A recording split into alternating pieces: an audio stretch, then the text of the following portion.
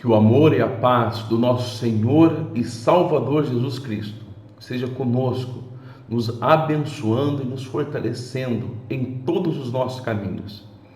E que o Santo Espírito também esteja nos dando sabedoria para que possamos compreender a santa e bendita palavra do nosso Deus.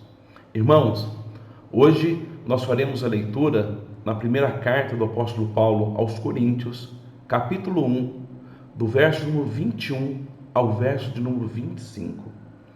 Diz-nos assim a palavra do nosso Deus: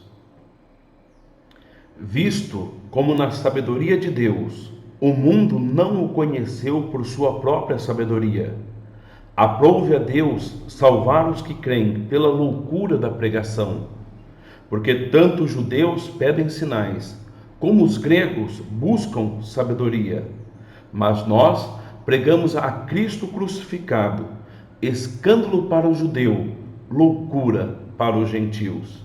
Mas, para os que foram chamados, tanto judeus como gregos, pregamos a Cristo, poder de Deus e sabedoria de Deus.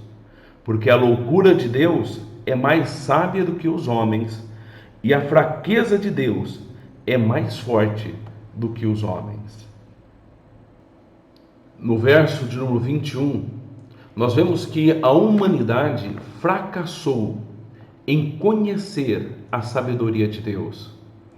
O homem não pode conhecer a Deus por si só, pelos seus próprios meios. Na verdade, só podemos conhecer a Deus pela ação e pela atuação do Espírito Santo em nossa vida.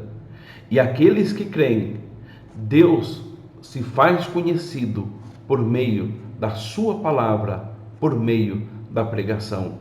Vemos lá no verso 21 que diz: aprove a Deus salvar os que creem pela loucura da pregação.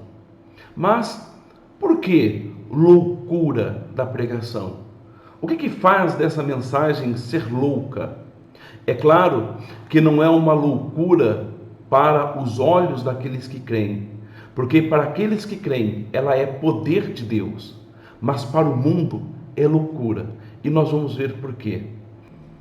O Evangelho, ele é alheio aos interesses humanos. O Evangelho não está interessado em mostrar e levar ao homem o que ele quer, mas o que ele precisa.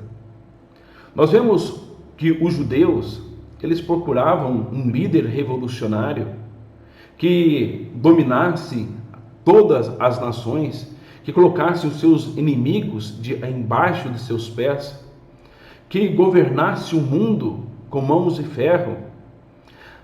E isto era o que os judeus queriam, que não queriam um servo sofredor, igual o profetizado pelo profeta Isaías. Os judeus, eles queriam realmente um reino aqui na terra, que seu Messias fosse um líder revolucionário, que fizesse grandes maravilhas.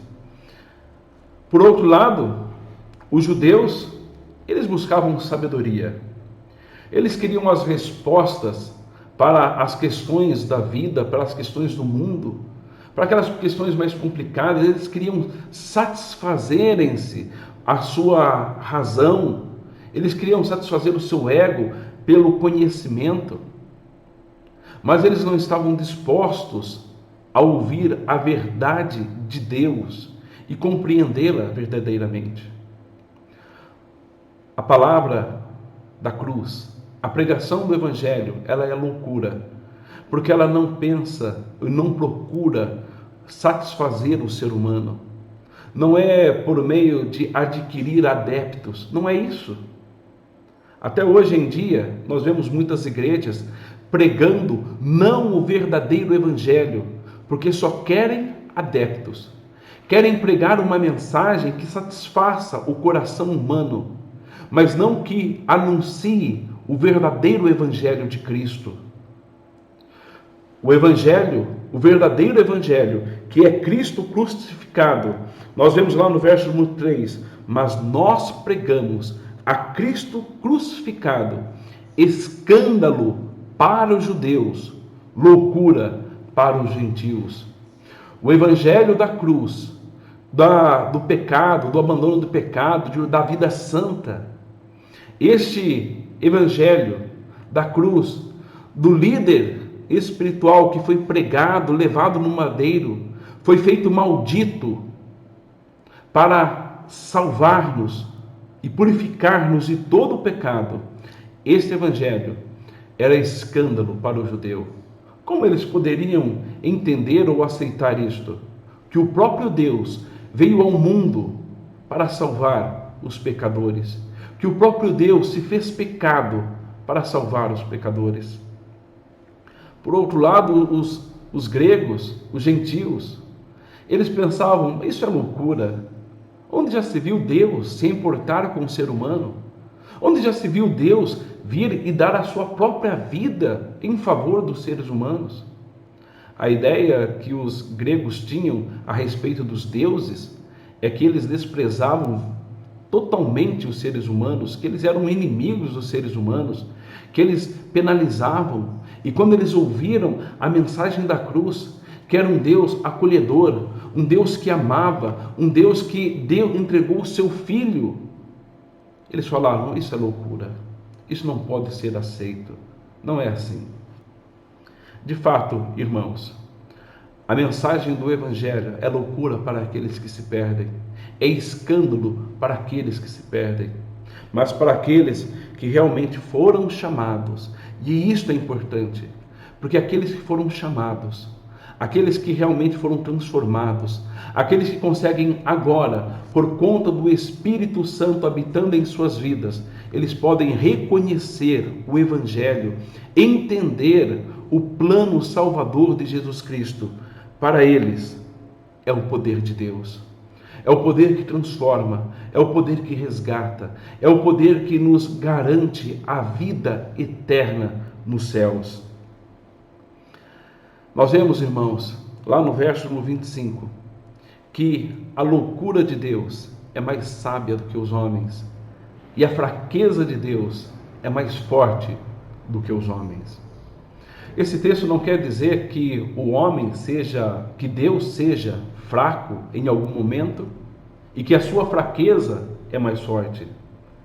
Mas aqui é uma figura de linguagem, querendo dizer, se houvesse loucura em Deus, ou se houvesse fraqueza em Deus, essa loucura e essa fraqueza ainda seria mais sábia e mais forte do que qualquer homem. Mostra aqui a nossa pequenez, a nossa indignidade diante do Senhor, o como que nós somos pequenos, como nós somos fracos. Mas temos um Deus que realmente se importa, que é grande e trabalha e ama aqueles que estão nele.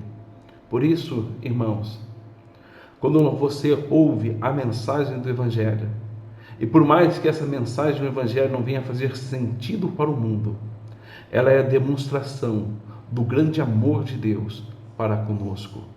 De um amor tão grande, a ponto de dar o seu Filho para resgatar-nos. Um amor não que nós o merecêssemos, mas um amor imerecido.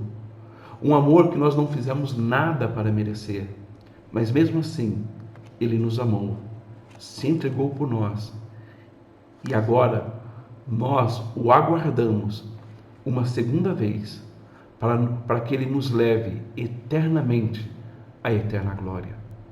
Meus irmãos, que Deus esteja nos abençoando e que nós possamos desfrutar da sabedoria de Deus, da maravilhosa pregação do Evangelho e que nós também sejamos proclamadores de tão maravilhosa palavra para aqueles que creem.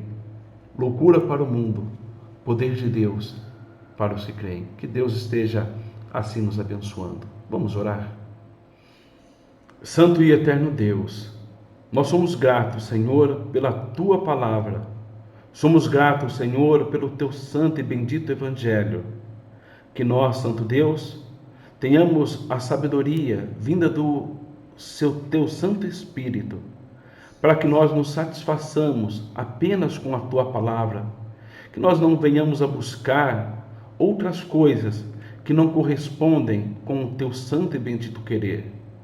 Perdoa, Senhor, as nossas fraquezas e os nossos pecados. No nome santo do teu Filho amado Jesus, o nosso Senhor.